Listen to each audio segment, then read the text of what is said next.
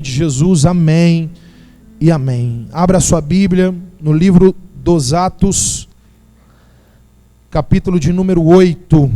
Atos 8. Eu quero ler com você do versículo 5 até o 10. Eu dou graças a Deus por todos os irmãos que estão conosco, os que nos visitam, mas são de casa. Fiquem à vontade. Eu tenho certeza que Deus tem uma palavra para o seu coração. Atos, capítulo 8, do verso 5 ao verso 10. Como de costume, eu peço a você a mais absoluta atenção, para que o texto faça sentido do que será pregado ao seu coração. Atos, capítulo 8, verso 5, diz assim: Descendo Filipe, a cidade de Samaria, pregava-lhes a Cristo. As multidões reunidas prestavam atenção ao que Filipe dizia, porque ouviam e viam os sinais que ele fazia. Os espíritos imundos saíam de muitos que os tinham, gritando, e muitos paralíticos e coxos eram curados. Havia grande alegria naquela cidade. Estava ali certo homem chamado Simão, que anteriormente praticara naquela cidade a feitiçaria, iludindo o povo de Samaria. Dizia ser um homem importante, e todos o atendiam, desde o menor até o maior, dizendo: este é o grande poder de Deus. Feche seus olhos. Se quiser deixar sua Bíblia aberta, pode deixar. Nós vamos caminhar pelo texto. Deus, em nome de Jesus, nós te agradecemos por tua palavra. Ela é lâmpada para os nossos pés, ela é luz para os nossos caminhos. A tua palavra, quando ela vem, ela dissipa as trevas, ela tira de nós toda a escuridão que ainda persiste. Portanto, Deus, fale conosco aqui nessa noite. Ensina-nos os teus princípios, os teus valores. Nós queremos aqui ser confrontados pelo poder do teu evangelho, para sairmos por aquelas portas definitivamente transformados pelo Senhor, no nome de Jesus, amém. Pode sentar, se for possível. Aplauda Jesus quando você se assentar.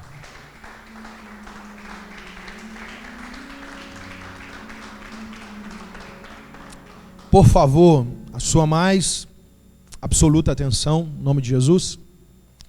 Eu prego ao coração de vocês hoje sobre este tema: topa tudo por dinheiro.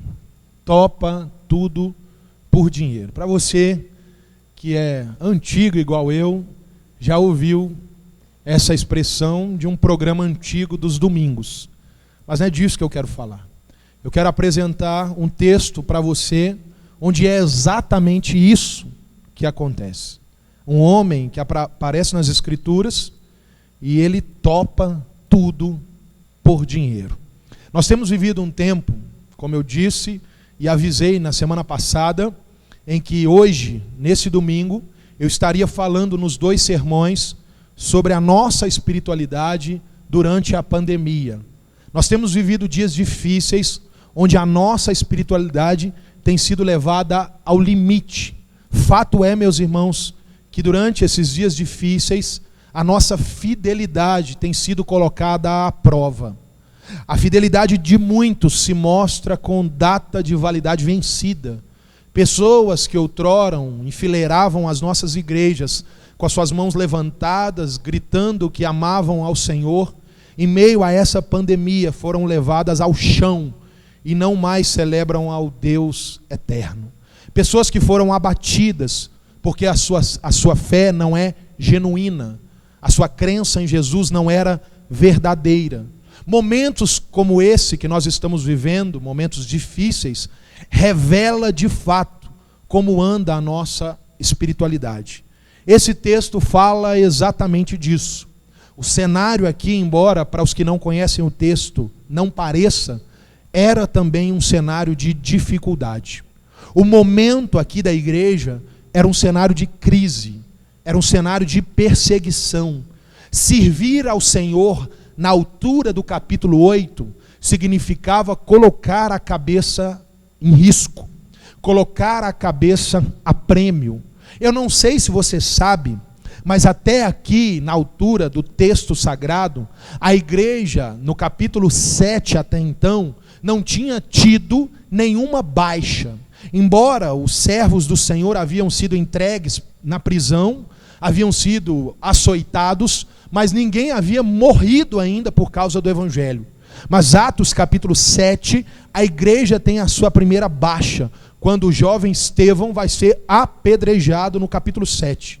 O capítulo 8, portanto, começa com uma dispersão, uma diáspora, um momento onde a igreja de Cristo, ela se espalha pelo território da Palestina antiga. Eles precisam sair de Jerusalém. E o texto sagrado acompanha para nós a história de um desses homens, a história de Filipe, um dos que encabeça essa fuga de Jerusalém para o território de Samaria. A narrativa mostra para nós esse cenário de risco, esse cenário de crise, esse cenário de caos, e a fé vai ser colocada à prova. O evangelho vai ser pregado, pessoas vão se converter, ou aparentemente se converter, mas o caos prova a nossa fé. Não se engane. Não há ninguém que resista a uma pressão de tempos difíceis se a sua fé for falsa. Uma fé teatral, ela resiste apenas diante da plataforma.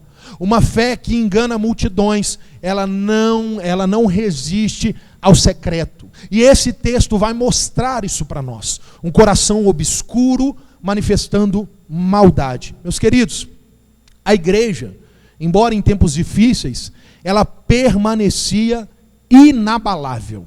Ela, embora teve uma baixa, ela continuava cumprindo a missão. Eu entendo que a perseguição, que os tempos difíceis servem de combustível para a igreja. Alguém disse lá atrás, quando os mártires tombavam lá no Coliseu Romano, que o sangue dos cristãos parecia semente na terra, que quando caía sangue, surgia ou nascia ou brotava novos servos de Cristo. E aqui é esse cenário. A igreja em tempos difíceis, ela continua tendo seus remanescentes. Os tempos são difíceis, mas Cristo continua tendo os que permanecem inabaláveis. O salmista vai dizer que os que confiam no Senhor são como os montes de Sião, que não se abalam, mas permanecem para sempre. Tempos difíceis revelam os que foram construídos ou constituídos sobre os montes de Sião. Esse é o cenário. E Filipe é um desses remanescentes. Filipe é um dos que continua pregando essa verdade. O verso 5 diz para nós que Filipe chega à cidade de Samaria. Aqui eu paro para poder lhe explicar algo. Eu preciso te lembrar que, com base em João capítulo 4, a Bíblia nos mostra para nós que Samaria era um lugar hostil. Um judeu estar em Samaria, fatalmente ele ia ter dificuldades. Mas nem por isso, segundo o texto bíblico, isso impediu que Filipe cumprisse a pregação para a qual foi chamado para pregar. Esse texto mostra para nós que o cenário era adverso. Filipe estava num lugar onde não convinha estar, mas mesmo estando onde não convinha estar, ele cumpriu o chamado de Cristo. Talvez hoje, aqui, nesse dia, você está vivendo um lugar onde não convém você estar. Você está enfrentando desafios, dificuldades, problemas, questões das mais diversas. Mas esse texto mostra que, ainda que estejamos inseridos num contexto difícil, isso não pode nos impedir de anunciar a verdade de Cristo. Muitos são calados pelas dificuldades. Filipe não. Ele não para. E o que me chama a atenção no verso 5 é que diz assim: ele foi à cidade de Samaria e ele pregava-lhes a Cristo. Primeiro ponto para nós. O texto revela para nós qual que é o tema do sermão de Filipe. Cristo, Jesus Cristo. Mesmo em tempos difíceis, o tema do sermão de Filipe não muda. A igreja continua centralizada na pessoa de Cristo. O cenário adverso não mudou a pregação da igreja. O cenário em questão não se adaptou ao público. O lugar é Samaria. A perseguição está em voga, mas a pregação continua a mesma. Nós vivemos tempos onde as pessoas, por estarem inseridas num contexto de dificuldade, por estarem num contexto de hostilidade, elas adaptam o evangelho ao público. Elas fazem malabarismos bíblicos para tornarem o evangelho mais palatável, mais digestivo, mais agradável ao público. Filipe não faz isso. Ele não negocia valores fundamentais. Ele continua pregando a Jesus Cristo. E aqui vem uma verdade muito grande para nós nesses dias. Os tempos em que estamos vivendo, será que tem nos levado para quê? Para nos distanciarmos dos valores que defendemos? Para nos distanciarmos dos valores que acreditamos? Ou será que a nossa mensagem se adaptou à questão, ao problema? Não. Filipe mostra que Cristo ainda precisa ser o centro. O verso 6 diz assim: as multidões reunidas prestavam atenção ao que Filipe pregava. Olha para cá. O texto vai nos mostrar que vai ocorrer conversões em Samaria. Muitas pessoas vão se converter ao evangelho. O poder de Deus, conforme o relato bíblico, vai ser derramado. Vai haver curas, sinais, prodígios, maravilhas. Mas o texto deixa claro que tudo isso começa por um detalhe. O detalhe é que todo mundo prestava atenção nas palavras de Filipe. Aqui tem um ensinamento para nós. Essas pessoas, elas se interessavam pela mensagem e davam ouvidos ao mensageiro. Muitas pessoas querem só o final do que o verso mostra: sinais, curas e prodígios. Mas o texto mostra que isso acontece a partir de um fundamento: dar atenção ao que está sendo ensinado. Vivemos esse tempo onde, infelizmente, os nossos ouvintes não são ouvintes atentos. Nós falamos muitas vezes para público, para auditório, desinteressado, incapazes de se lembrarem o que foi pregado ao saírem por aquelas portas.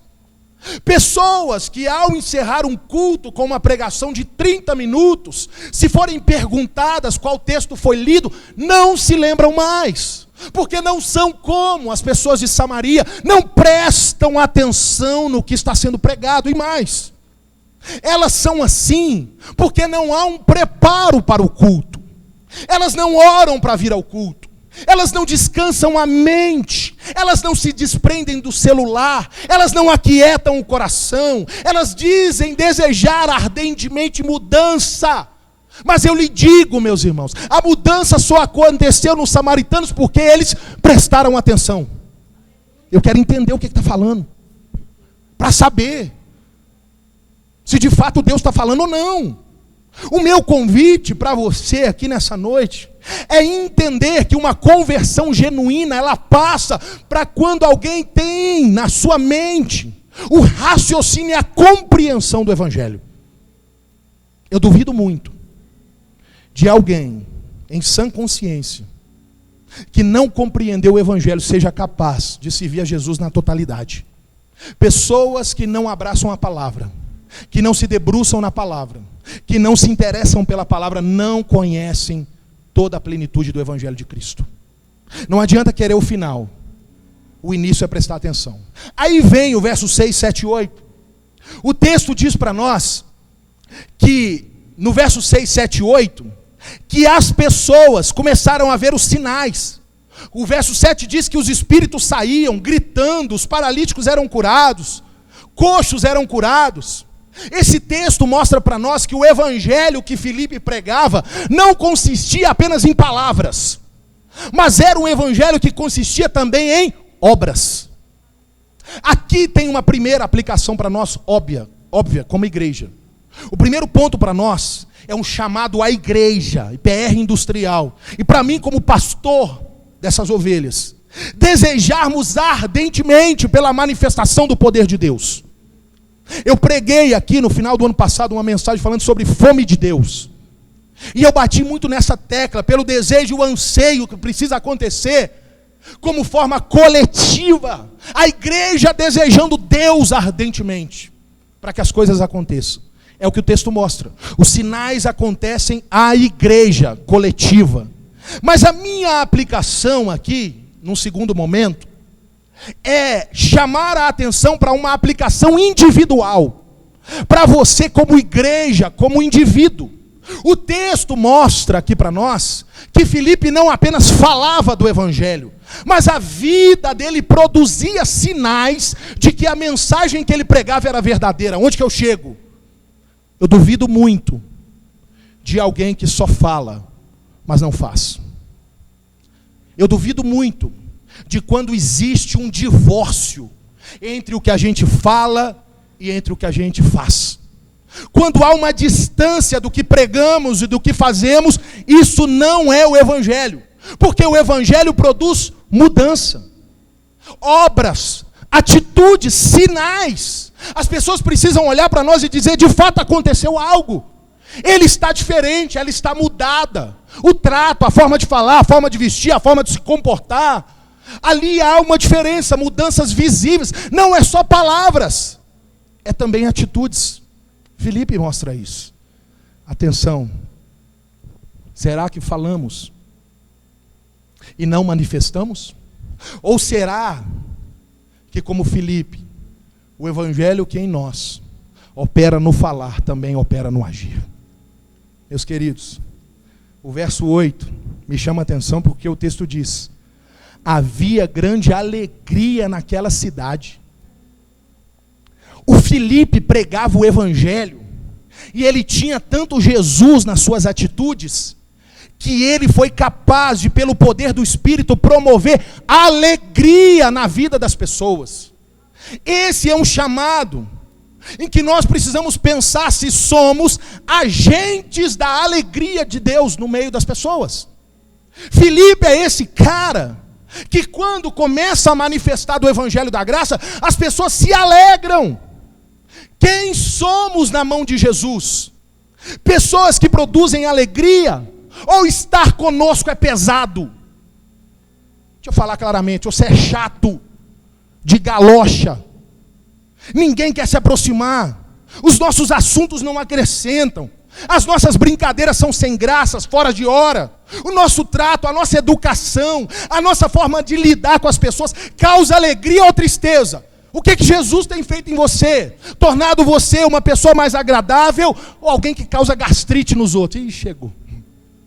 Meu Deus. Vamos orar para ele ir embora rápido. Vamos orar. Afasta de mim esse cálice. Não deixa me ver. Vivemos num tempo onde muitas pessoas que deveriam exalar o bom perfume de Cristo, onde as pessoas querem estar perto, as pessoas, elas são repelidas. Ainda bem que foi rápido. Ainda bem que só cumprimentou e passou direto. Não. Filipe é o cara que as pessoas se alegram, que as pessoas querem ter amizade, que as pessoas querem se comunicar, que as pessoas querem estar juntas. Aí chega o verso 9 ao 13 para nós, para chegar no ponto do nosso tema. O texto nos apresenta um personagem. A história sai do Filipe e o texto nos apresenta o Simão. Qual o nome dele? O Simão. E ele é chamado de Simão o Mágico. O texto diz para nós que ele era um homem envolvido com feitiçaria. Esse homem fazia magia pelo poder de Satanás. Ele era um homem envolvido com misticismo, com práticas enganadoras. O texto diz para nós que ele fazia essas coisas, e conforme o relato do verso 9, ele dizia de si mesmo que ele era um homem importante. Olha isso. Você vê que é um cara problemático, né? Alguém que precisa dizer para o outro que ele é importante. Ó, eu estou chegando e eu sou importante. Alguém que precisa dar carteirada. Alguém que precisa lembrar o outro dos seus títulos. Você deve ter visto, essa semana correu o vídeo de um casal, uma mulher falando, engenheiro civil, formado, melhor do que você. Vivemos esses dias de gente chata, que gosta de falar de si mesma, que gosta de elogiar o que ele acha que é qualidade. E infelizmente as igrejas estão lotadas de pessoas assim, de pessoas que gostam de falar dos seus dotes, dos seus talentos, pessoas que, se você não chamar ele pelo título, passa mal, entra em depressão. Se você chamar ele só de irmão ou irmã, ele se revolta. Ora bolas, está me diminuindo. Você sabe com quem está falando? Vivemos esses dias. Simão é esse cara. Simão é o cara que conta que é grande. Me respeita. Você sabe com quem você está falando? Ministro do Evangelho, servo do Altíssimo. Gente que gosta de dar carteirada evangélica. Mostra a carteirinha da igreja. Não, meus irmãos. Filipe começa mal. Simão começa mal, desculpe. Simão começa mal. E Simão, no verso 11, diz o texto para nós, que as pessoas o atendiam, porque desde muito tempo ele já havia enganado. Olhe para cá. O Simão, ele funcionava em Samaria. As pessoas davam atenção para ele porque há muito tempo ele já tinha enganado o povo. Malandro velho, sabe? Enganava o pobre e o rico, é o que o texto diz, o maior e o menor. Só que o verso 12 volta a falar de Filipe, dizendo que Filipe, no verso 12, obteve sucesso na pregação do Evangelho. Aí o verso 13 nos surpreende dizendo, creu até o Simão. A Bíblia diz assim, até o Simão, como se o autor Lucas está espantado. Todo mundo creu, e até o Simão. O tal Simão se converteu. E o texto diz que ele foi batizado nas águas. Foi lá, desceu nas águas, culto, maravilha. Batizado, tirou foto, coisa maravilhosa. Irmão, que bênção. Entregou para ele lá o certificado de batismo. Simão é bênção. E o texto diz que ele passou a andar com Filipe. Ele colou no Filipe. E o texto usa uma expressão no final do verso 13. Porque ele estava maravilhado com a nova vida cristã dele. Meu Deus, quem olhava para o Simão falava, esse cara é crente, ele anda com Filipe, esse cara aqui, com certeza, ele deve ter trabalhado na obra. Quem sabe esse cara não pregou, não cantou, não abriu culto, não tocou a viola. Quem sabe o Filipe aqui não foi para o monte com o Simão orar. Quem sabe esse Simão não era dizimista, ofertante em todos os cultos. Simão está vivendo o que a gente chama de primeiro amor. O cara que a gente olha e fala, nossa, eu queria ser igual a esse cara. Nossa, eu queria voltar nesses dias. Você imagina o comentário em Samaria? Rapaz, até o Simão virou crente. O ex-bruxo. Imagina o testemunho, o dia que ele ia pregar, todo mundo falando, ele vai contar tudo do que ele fazia lá. Ele agora é crente. E a notícia se espalha. E ela chega no verso 14, lá em Jerusalém. E o verso 14 diz que quando a igreja fica sabendo lá em Jerusalém do que está acontecendo em Samaria, todo mundo se alegra. E o texto diz que a igreja decide enviar 2 dos seus maiores apóstolos, Pedro e João. Não, vai lá em Samaria, ver o que está acontecendo com esse povo. Vai lá ver, ser testemunha ocular das maravilhas de Deus. O texto sagrado diz para nós que todo mundo em Samaria tinha sido batizado nas águas. Onde? Nas águas. Aí o texto diz que quando João e Pedro chegam lá, eles vão ver o que Deus fez e salvou, e o povo batizado nas águas. Eles vão perceber que o povo ainda não tinha recebido o Espírito Santo. Aí o texto sagrado diz que eles vão impor as mãos sobre os irmãos e ministrar sobre eles o Espírito Santo. E o texto diz que na mesma hora o povo começou a ser cheio do Espírito Santo. Coisa maravilhosa. Aí, meus queridos irmãos, chega o verso 18. Olhe para cá. O verso 18 o velho Simão vem à tona. O verso 18 diz para nós que quando Simão vê o que os apóstolos fizeram, o velho Simão se aproxima de Pedro e pergunta para Pedro: ô Pedro, rapaz, que negócio é esse que você fez aí? Rapaz, que coisa maravilhosa. Deixa eu te perguntar uma coisa. Quanto você quer em dinheiro para poder me vender o dom que você tem? O Simão, conforme o verso 23 na fala de Pedro, continuava escravo do seu pecado. Conforme o que Pedro diz para ele, dizendo para ele: vai para o inferno, você e o seu dinheiro, porque você ousa comprar o dom de Deus, Deus não vende. E aí Pedro vai dizer para ele: se arrependa, porque Pedro identifica que esse homem não se converteu. Simão foi movido não pelo Espírito, mas ele foi movido pelo modismo. Ele entrou na igreja não por Cristo, ele entrou na igreja por conveniência. Ele entrou na igreja porque a feitiçaria não funcionava mais. Aí ele achou no evangelho uma outra forma de lucrar. Ele continuava um profissional, ele só trocou de profissão. Meus irmãos, infelizmente, temos muitos Simões espalhados por aí. Pessoas que se envolvem com a igreja, sem nunca um dia das suas vidas terem sido igreja de verdade. Pessoas que foram batizadas nas águas, mas nunca nasceram de novo de verdade. Pessoas, meus irmãos, que desejam o Espírito Santo e os seus dons, não porque amam a Deus, mas porque amam a si mesmas. Porque querem usar os dons e talentos de Deus para serem reconhecidas, para lucrarem, para se tornarem famosas. Essas pessoas, conforme o relato do versículo 22, Pedro tem um recado para elas. E essas palavras continuam ecoando para nós aqui em 2020. A palavra é: arrependa-te, para ver se ainda dá tempo. É isso que ele diz. Arrependa para ver se dá tempo, para que eu encerre.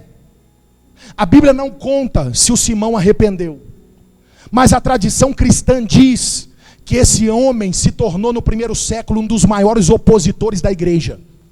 Esse homem se mudou para Roma, segundo a tradição cristã, e lá ele atacava os cristãos, ao ponto de voltar a fazer mágicas.